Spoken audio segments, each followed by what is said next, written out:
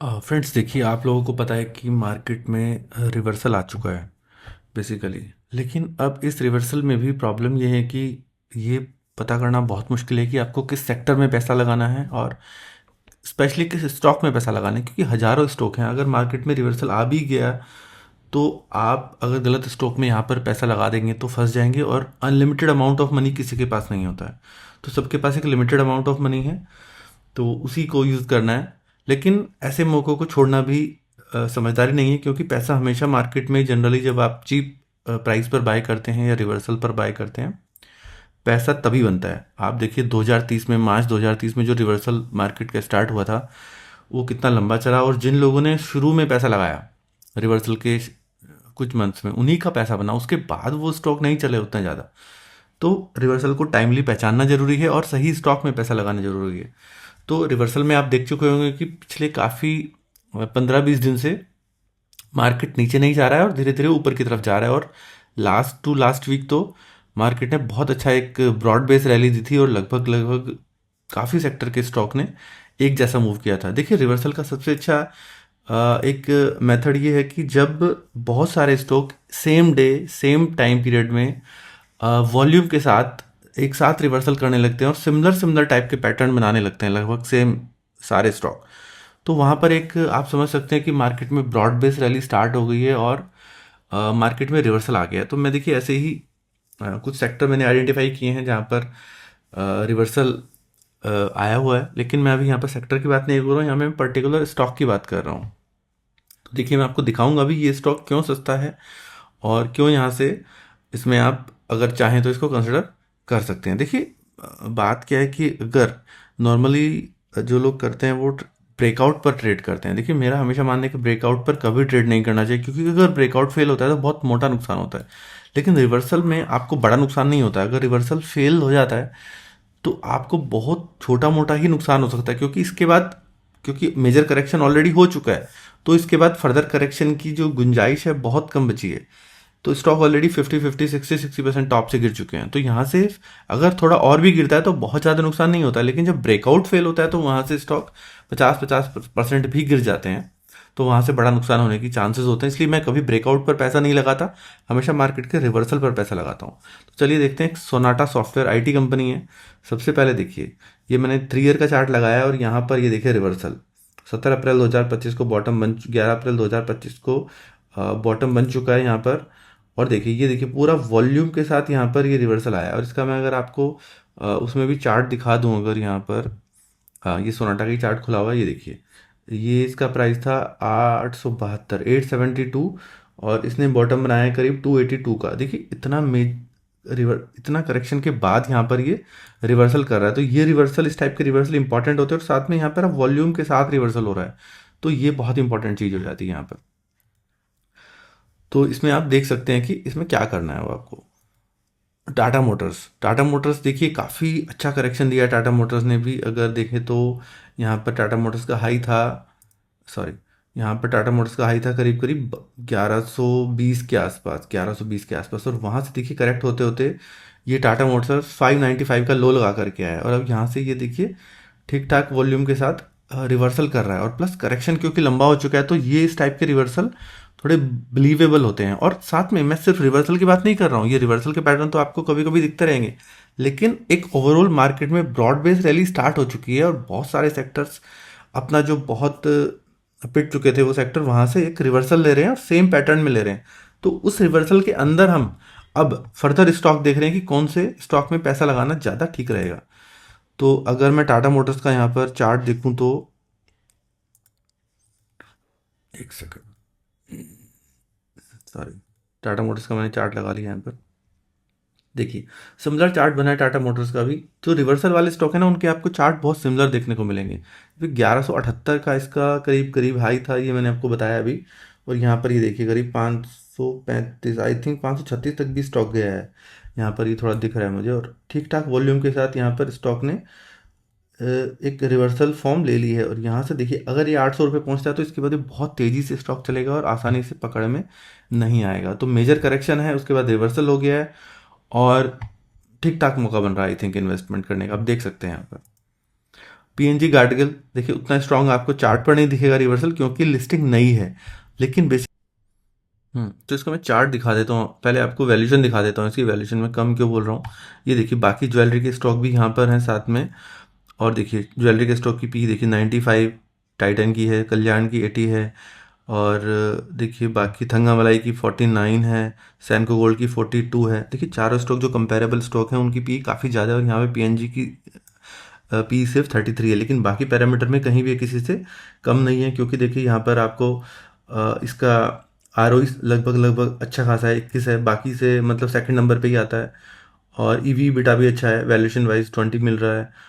और अगर मैं इसकी प्रॉफिट ग्रोथ की बात करूं तो प्रॉफिट ग्रोथ तो काफ़ी अच्छी है यहाँ पर। आप अगर आप एनुअल देखेंगे, एक सेकंड में एनुअल आपको दिखा देता हूँ। यहाँ पर ये देखिए एनुअल प्रॉफिट ग्रोथ है, और देखिए अच्छी खासी इसमें यहाँ पर ये देखिए 33%, 76%, 35%, 26%, बाकी से अच्छी ग्रोथ है बाकी ज्वेलरी की कंपैरिजन में, और वैल्यूएशन काफ़ी सस्ती है।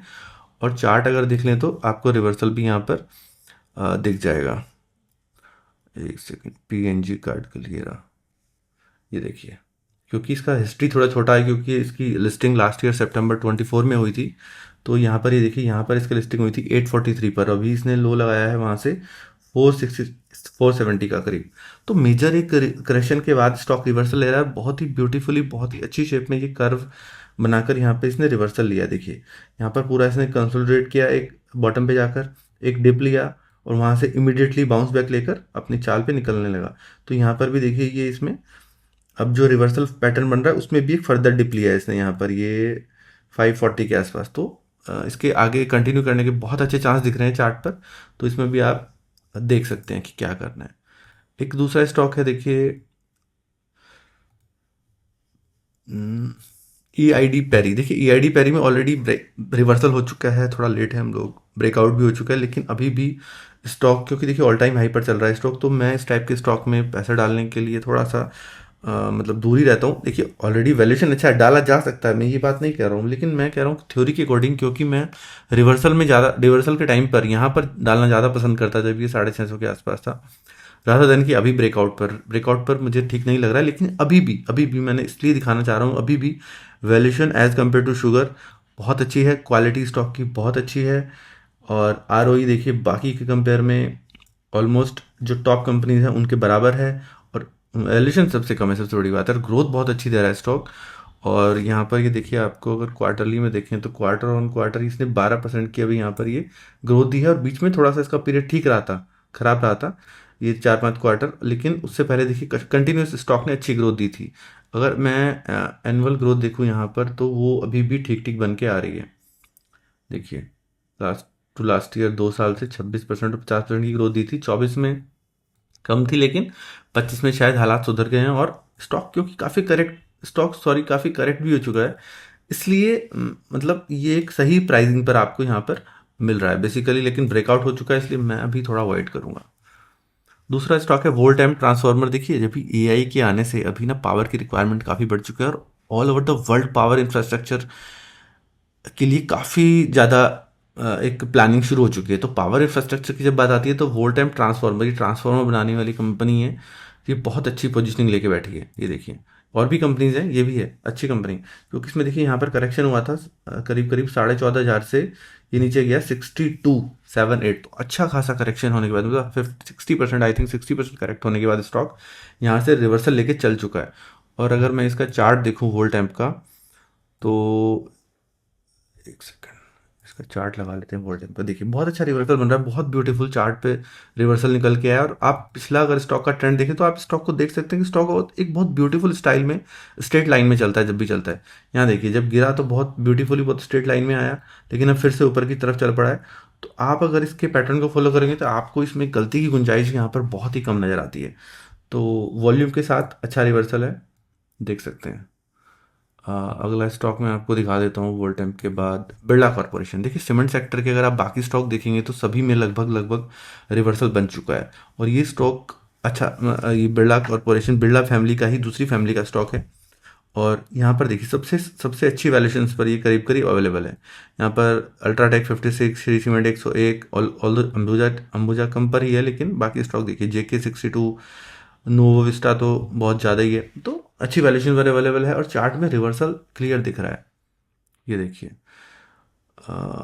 एक सेकंड, बिरला कॉर्पोरेशन ये रहा, यहाँ पर ये देखिए चार्ट में देखिए बहुत अच्छा रिवर्सल दिख रहा है। अच्छे करेक्शन के बाद स्टॉक जब रिवर्सल मारता है और वो रिवर्सल जनरली सक्सेसफुल होते हैं और वो टिकते हैं। ये ध्यान देने वाली बात है। सिर्फ एक स्टॉक ने थोड़ा सा करेक्शन किया और उसके बाद जो रिवर्सल कर रहा है उसमें उतनी क्वालिटी नहीं होती जितनी एक लंबे करेक्शन के बाद।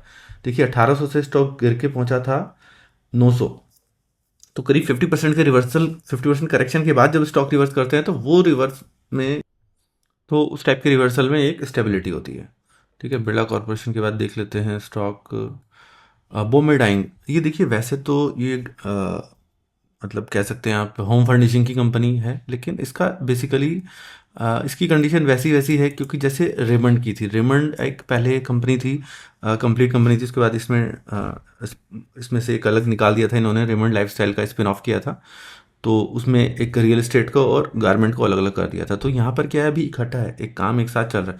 बॉम्बे डाइनिंग के अंदर रियल एस्टेट का बहुत सारा बहुत लैंड है, बहुत प्रॉपर्टीज़ है इनके पास, तो एक ये इसको एक सूडो रियल एस्टेट कंपनी माना जाता है। तो इसकी वैल्यूएशन अगर आप देखेंगे, ऑल्दो यहाँ पर ये आपको टेक्सटाइल के साथ दिखाएगा कंपैरिजन, लेकिन इसको टेक्सटाइल से कंपैरिजन करना थोड़ा सा अभी मुश्किल है। तो मैं इसका चार्ट दिखा देता हूँ कि बॉम्बे डाइंग का बहुत ही ब्यूटीफुल चार्ट बना है रिवर्सल में। और देखिए मार्केट में क्या है ना कि ये एनालिसिस का मतलब सिर्फ एनालिसिस नहीं है। अगर आप इस तरह के रिवर्सल देखते हैं तो आपको सिर्फ उसमें स्टॉक में पोजीशन बना लेनी है, नहीं। ये मेरा रिवर्सल दिखाने का आपको पर्पज़ ये है कि एक रिवर्सल किस टाइम पर देखना है। ओवरऑल आपको ब्रॉड मार्केट की सेंस तो पहले होनी ही चाहिए। सिर्फ ब्लाइंडली मैं ऐसे रिवर्सल के चार्ट आपको दिखाकर ये नहीं बोल सकता कि ये स्टॉक लेने का सही समय है, लेकिन जब तक आपको एक मार्केट की ब्रॉड सेंस नहीं है, ब्रॉड आपको नहीं दिखाई दे रहा है रिवर्सल मार्केट में, एक ब्रॉड रैली, एक कंसिस्टेंसी, सभी एक सभी टाइप के स्टॉक्स में एक कंसिस्टेंसी उनके मूवमेंट में नहीं दिखाई दे रही है, तो आप नहीं कह सकते कि मार्केट में रिवर्सल है। तो आपको पहले रिवर्सल एस्टेब्लिश करना है, उसके बाद आपको स्टॉक फाइंड आउट करना है। देखिए बहुत बहुत ही ब्यूटीफुल चार्ट बना है। देखिए स्टॉक का हाई है 256, स्टॉक ने लो लगाया है 115, 115 का, 50% से भी ज़्यादा का करेक्शन के बाद स्टॉक ने बहुत अच्छा कंसोलिडेट किया है यहाँ पर देखिए। और उसके बाद उस कंसोलिडेशन के बाद यहाँ से एकदम निकल करके ये भी चला है, तो 150 पे है स्टॉक। बहुत बहुत अच्छी चाल से चल रहा है और इसमें मतलब मुझे नहीं लगता कि इसमें बहुत ज़्यादा खोने के लिए अभी कुछ बचा है स्टॉक में, और रिवर्सल के बिल्कुल क्लियर साइंस हैं। आप इसमें देख सकते हैं क्या करना है। टिप्स म्यूज़िक, देखिए ये मीडिया इंडस्ट्री का स्टॉक है, बेसिकली म्यूज़िक कंपनी है। तो म्यूज़िक ने करीब करीब एक साल में सबसे ज़्यादा वर्स्ट परफॉर्मेंस दी है, मीडिया सेक्टर ने। तो सेक्टर चला नहीं है, लेकिन स्टॉक ये स्टेबल है काफ़ी टाइम से और कंसोलिडेट कर रहा है। तो यहाँ पर अगर आपको मैं बताऊँ कि ये सेक्टर अब कभी भी चल सकता है क्योंकि इसका टाइम पूरा हो चुका है। और ये देखिए ये स्टॉक उस इंडस्ट्री का आई थिंक सबसे बेस्ट स्टॉक मुझे लगता है टिप्स, क्योंकि इसकी जो प्रॉफिट ग्रोथ है और जो रिटर्न ऑन इक्विटी है वो बेस्ट है। तो ये इसमें बहुत हैवी करेक्शन भी नहीं हुआ है, 950 से इसने लगाया लो 551 का, तो बहुत कंटिन्यू करेक्शन के बाद इसने काफ़ी कंसोलिडेशन भी कर लिया है यहाँ पर। और मुझे लग नहीं रहा कि ये बहुत ज़्यादा अब इस कंसोलिडेशन के अंदर रुकने वाला है, तो कभी ना कभी ये जल्दी ही इस जोन को पार करके ये आगे चलेगा और फिर ये आई थिंक लंबी रैली देगा स्टॉक, क्योंकि क्योंकि क्योंकि ये स्टॉक में, और मेरा डिक्लेरेशन है कि ये स्टॉक मेरे पास भी है, काफ़ी पुराने टाइम से है। आई थिंक मुझे 2 साल हो गए तब से मेरी इसमें पोजीशन बनी हुई है। तो इसमें देखिए यहाँ पर ये रिवर्स कंसोलिडेशन चल रहा है, तो रिवर्सल इसमें कभी भी हो सकता है। और इसमें एक देखने वाली बात है इसके फाइनेंशियल्स। देखिए ये कंपनी की आप ग्रोथ देखिए कंटिन्यूस, किस तरीके से ये कंसिस्टेंट ग्रोथ दे रही है 2022 से। बहुत ही रेयर कंपनी है जो इतनी कंसिस्टेंट ग्रोथ देती है और साथ में डिविडेंड भी देती है और कंटिन्यूस जो प्रॉफिट के टारगेट देती हैं उसको अचीव करती हैं। बहुत ही कम कंपनी है मार्केट में इस टाइप की। देखिए 50% ग्रोथ, 37%, 30%, 28%, 30%, तो बहुत सॉलिड ग्रोथ दे रही है। और जितना ये बोलते हैं ग्रोथ लगभग लगभग कंटिन्यूसली हर क्वार्टर में इनके उतने टारगेट इनके पूरे हो जाते हैं। तो उस हिसाब से बहुत अच्छी कंपनी है। रिटर्न ऑन इक्विटी 85% है। आप स्टॉक को देख सकते हैं क्योंकि सेक्टर में अभी रिवर्सल नहीं आया है। डेफिनेटली मैं कह सकता हूँ इसमें हो सकता है आपको वेट भी करना पड़ जाए इस स्टॉक में, कोई इसमें जल्दीबाजी वाली बात नहीं है। एक बार रिवर्सल अगर थोड़ा इसमें वेट करेंगे रिवर्सल का आने का, तब भी पोजीशन इसमें अगर आप बनाएंगे तो भी लेट नहीं होगा, क्योंकि इसमें अभी क्लियर साइन नहीं आया रिवर्सल के। लेकिन देखने वाली बात है कि ये सेक्टर अभी तक का वर्स्ट परफॉर्मर है और जनरली साइकिल्स मार्केट की इसी तरीके की होती हैं। एक एक करके मार्केट चलते जाते हैं और जो वर्स्ट परफॉर्मर होते हैं वो एक एक करके आगे बढ़ते जाते हैं। ये है गोवा कार्बन का स्टॉक। आप इस सेक्टर के इलेक्ट्रोड के सभी स्टॉक देखिए, 3-4 स्टॉक हैं आई थिंक, गोवा, HEG और फिलिप कार्बन, ये सब रेन इंडस्ट्री आई थिंक। तो इनमें देखिए सभी में आई थिंक अच्छा रिवर्सल बन रहा है। तो उसमें सबसे अच्छा मुझे चार्ट पैटर्न गोवा में ही दिख रहा है। और जब पूरा सेक्टर एक साथ मूव करता है तो वो स्टॉक थोड़ा अटेंशन आपको उसको देनी चाहिए। तो गोवा में देख लीजिए, इसमें भी बहुत अच्छा रिवर्सल है बहुत बहुत बड़े करेक्शन के बाद। ये देखिए यहाँ पर स्टॉक ने हाई बनाया था 1003 का, स्टॉक का करीब करीब लो बना 389 का। तो बहुत अच्छे करेक्शन के बाद, बहुत अच्छे कंसोलिडेशन के बाद स्टॉक ने यहाँ पर एक अच्छा रिवर्सल देना स्टार्ट किया और अभी भी आई थिंक इसको काफ़ी आगे जाना है मुझे जो लग रहा है चार्ट देख के। तो आप इसको स्टॉक को देख सकते हैं। उसके बाद मैं बात करूँगा सूला वाइन यार्ड की। सूला वाइन यार्ड एक इंडिया की वाइन की लीडर कंपनी है। स्टॉक स्मॉल कैप है, लेकिन स्टॉक ने लंबे समय से परफॉर्म नहीं किया। आई थिंक जब से लिस्ट हुआ है स्टॉक ने परफॉर्म नहीं किया है। यहाँ पर देखिए इसने 656 का हाई बनाकर ये 250 का लो बना चुका है। लेकिन अभी मुझे कहीं ना कहीं ऐसा लग रहा है कि इसने भी काफ़ी बुरा वक्त इसने देख लिया है और यहाँ से इसका सही समय आना चाहिए। तो इसमें एक बार चार्ट देख लेते हैं सूला में। ये देखिए सूला में भी अच्छा रिवर्सल आपको दिख रहा है और बहुत अच्छे करेक्शन के बाद। जब इतने करेक्शन के बाद अच्छी क्वालिटी कंपनी में ख़राब परफॉर्मेंस की वजह से स्टॉक करेक्ट होने के बाद जब रिवर्सल आते हैं तो वो रिवर्सल स्टेबल होते हैं। तो देखिए दोस्तों, मेरी यही सलाह है आपको कि इन सारे स्टॉक की थोड़ा डीप स्टडी करिए, एक बार इनके फाइनेंशियल्स देखिए, इनके चार्ट पैटर्न देखिए और जैसा भी आपको ठीक लगे आप इस पर डिसीजन ले सकते हैं। मेरी तरफ से कोई इसमें बाय सेल की रिकमेंडेशन नहीं है। मेरा किसी भी स्टॉक में कोई पोजीशन नहीं है एक्सेप्ट टिप्स म्यूजिक जो मैंने आपको यहाँ पर पहले ही बता दिया है। नहीं सॉरी, मेरा इसमें टाटा मोटर्स में भी है। टाटा मोटर्स में भी मेरी एक शॉर्ट टर्म पोजीशन बनी हुई है लिवरेज पे। तो ये 2 स्टॉक में मेरी पोजीशन है इसमें, टिप्स म्यूज़िक और टाटा मोटर्स। क्योंकि टाटा मोटर्स में मेरी शॉर्ट टर्म पोजीशन है, वो लिवरेज पोजीशन है, तो वो मैं कभी भी इसमें यहाँ पर प्रॉफिट बुकिंग कर सकता हूँ। टिप्स में मेरी लॉन्ग टर्म पोजीशन है। तो ये वीडियो आज यहीं तक के लिए धन्यवाद। अगर आपको कोई और टॉपिक पर वीडियो चाहिए तो मुझे कमेंट करके बताइए, या किसी स्टॉक का इसमें डिटेल एनालिसिस चाहिए तो मुझे वो बताइए। क्योंकि देखिए इस मार्केट अभी सस्ता है, काफ़ी अच्छी क्वालिटी के स्टॉक सस्ते मिल रहे हैं, लेकिन आपको हर स्टॉक पैसा बनाकर नहीं देगा क्योंकि मैक्रो इकोनॉमिक कंडीशंस इतनी भी सही नहीं है। तो स्टॉक डेफिनेटली पैसा बनाकर देंगे, कुछ सेक्टर डेफिनेटली पैसा बनाकर देंगे, लेकिन हर एक स्टॉक पैसा बनाकर नहीं देगा। तो ध्यान रखिएगा, इन्वेस्ट करने से पहले सोच समझ कर पैसे डालिएगा मार्केट में। Thank you.